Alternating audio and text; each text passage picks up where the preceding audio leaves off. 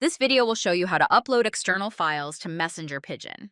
This will allow you to choose either a video or audio file for Messenger Pigeon to generate a transcript from.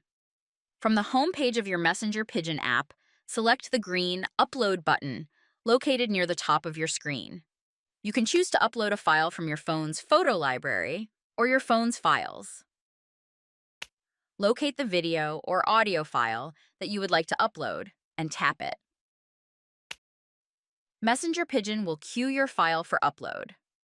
Larger files may take a while, but feel free to keep using your device with Messenger Pigeon running in the background. When Messenger Pigeon has finished uploading your video and audio and has created your transcript, you will get a notification. Click on the notification, and your newly created transcript will open. It's that easy. You can now create transcripts using external files in Messenger Pigeon.